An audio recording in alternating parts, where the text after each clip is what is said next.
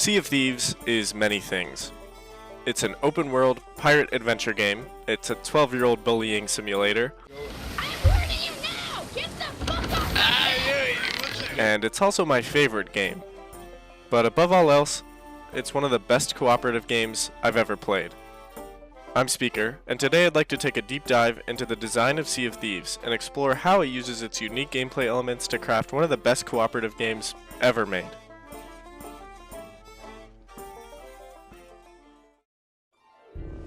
To start things off, every game you play is bound to be more fun with friends, and Sea of Thieves is no exception.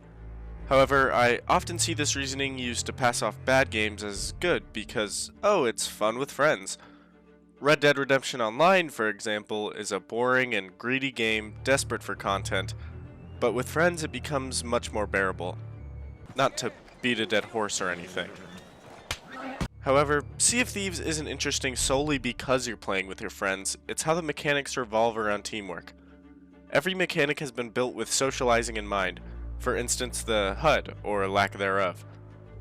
Any lesser game would clutter the screen with waypoints and minimaps and quest logs and all sorts of stuff, but Sea of Thieves takes a more minimalist approach, and all of your quest markers and waypoints are organic within the world.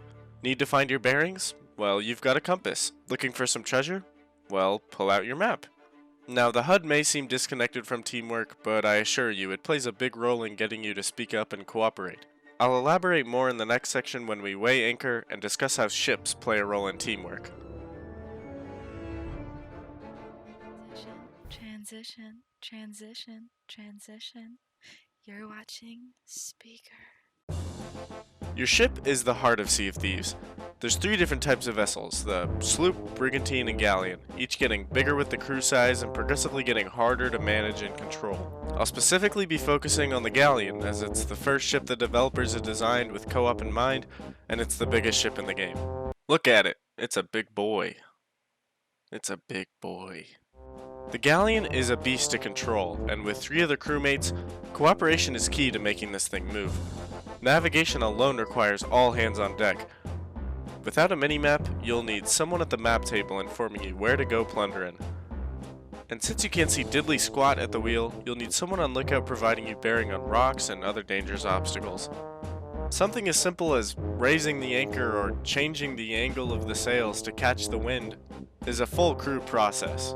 You can do these things alone, but you are at a direct disadvantage by doing so. Communication becomes exponentially important when it comes to ship combat. Since there are no power sinks in Sea of Thieves, your skill and ability to communicate as a crew will mean the difference between turning in your loot by the docker or taking a trip to Davy Jones's locker.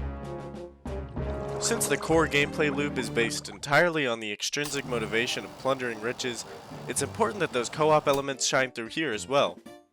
Once you've reached your destination, let's say you have a treasure map, now it's up to you and your crew to use your in-game maps to locate the booty. While you can do this yourself, it's much more helpful to split up and spot landmarks and eventually find your valuables. Digging is a slow process, but your friends can join in to exponentially increase the speed at which you surface your fortune. When holding your gold and silver, your offhand is unavailable, so it's your crew's duty to protect you in the meantime. The design of all of these elements working in tandem with each other is nothing short of genius. Most games' offerings of co-op start and end at text and voice chat, but Sea of Thieves at its very core is a game designed for that multiplayer aspect. In conclusion, Sea of Thieves is only fun with friends. I'm kidding, of course, but the devs at Rare should be commended for their work on this aspect of the game and many others. So many little design decisions that turn this piratical, pioneering escapade into a multiplayer experience truly worth the 40 doubloon price tag. I haven't even mentioned the little social mechanics like the various instruments to strum together with your crew on the longest of voyages, or the speaking trumpet that allows players to communicate over a fairly long distance. I love this game to bits, and if you haven't taken the dive into this pirate fantasy or didn't enjoy your first time, I'd highly recommend stepping into the canon and giving it another shot.